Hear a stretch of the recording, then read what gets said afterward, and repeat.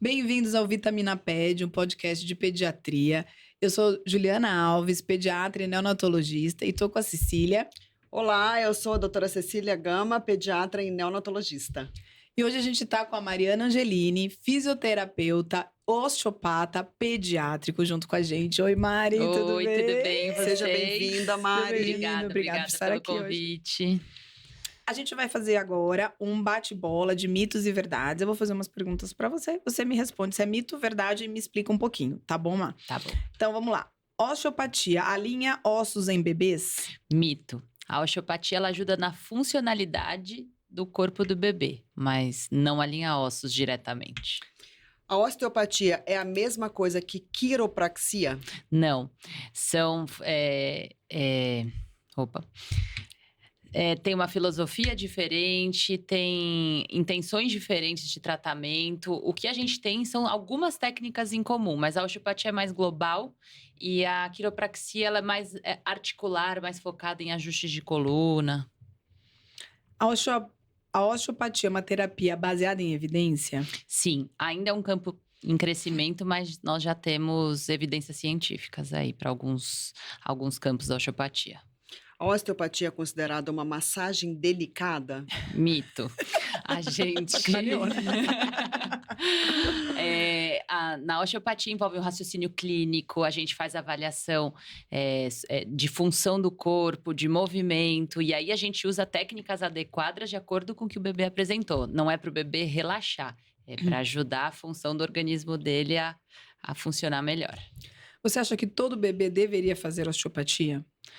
Olha, no mundo ideal, se pelo menos uma vez todos passassem, seria ótimo, porque o parto por si só já é um evento importante, a gestação, o bebê querendo ou não fica mais apertadinho, e se a gente consegue avaliar e entender se tem alguma situação de tensão antes daquilo virar o problema, melhor. Mas assim, não é uma necessidade que todo mundo precisa passar no osteopata.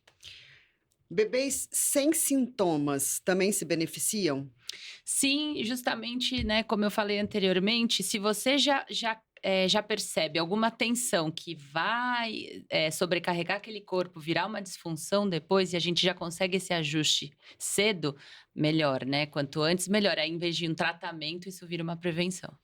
Os prematuros podem fazer osteopatia? Sim, podem e devem, mas uma atenção especial à formação do osteopata, que tem que ser pediátrico, são técnicas específicas para prematuros, então o cuidado é só no profissional que vai escolher.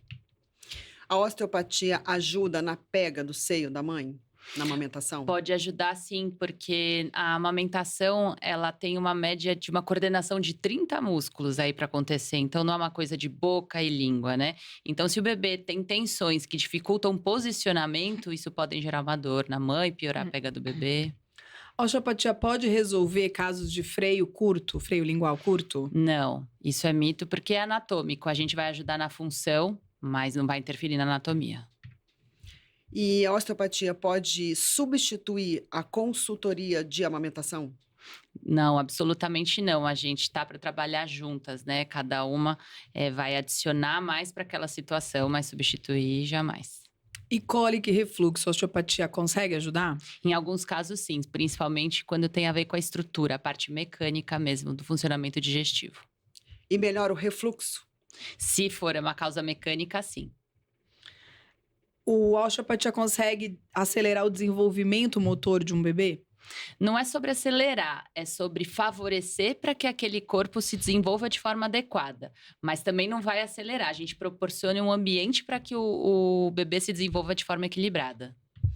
E a osteopatia pode melhorar bebês que são tensos, irritados?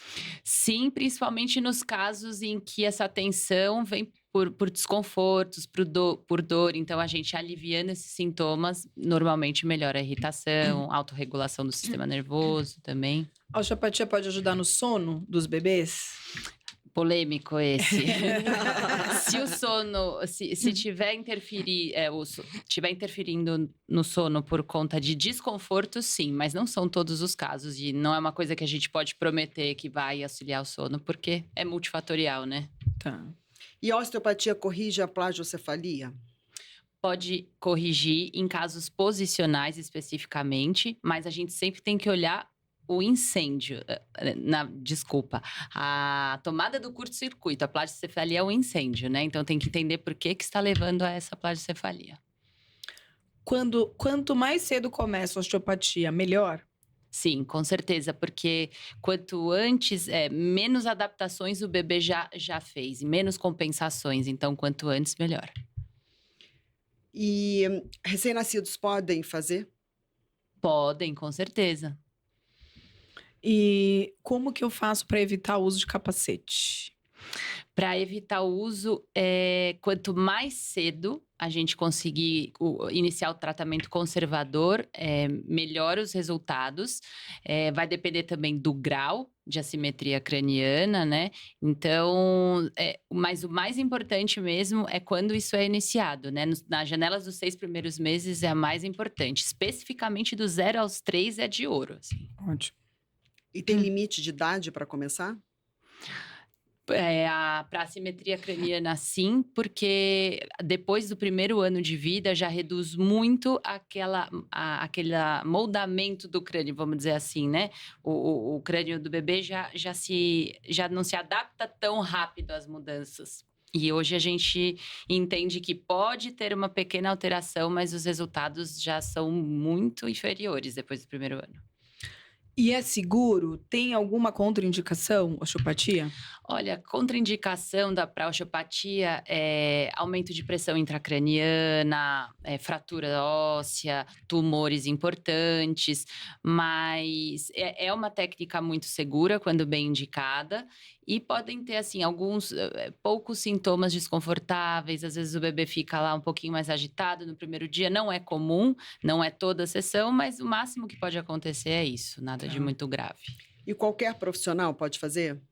Não, nem qualquer osteopata, tá? Porque como é que é a formação aqui no Brasil de osteopatia? Primeiro, tem que ser fisioterapeuta, depois a gente tem aí uma média de 5 anos para osteopatia e a pediatria é a parte. Então, nem todo osteopata vai entender de pediatria. E o bebê não é um mini adulto, as técnicas são diferentes, o olhar é diferente, o raciocínio clínico é diferente. Então, o importante é que seja pediátrico. Pode causar dor, Mari? A osteopatia pode causar dor num bebê? Não deve, até porque uma das intenções da osteopatia é ajudar na regulação do sistema nervoso autonômico. Então, se a gente gera uma informação de dor, a gente não ajuda o bebê a se regular também naquela situação. E existe um exagero na indicação da osteopatia hoje em dia? Eu não vejo isso. O que eu acho importante é a ética profissional do osteopata sobre entender se aquilo merece um tratamento mais prolongado, um olhar diferenciado ou não. O maior mito sobre osteopatia hoje é o quê, na sua opinião? Que é mágica e milagre. E a maior verdade que ninguém fala? É que a osteopatia funciona muito bem integrada a outros profissionais da saúde. Maravilha! Arrasou! Muito bom, acabamos esse.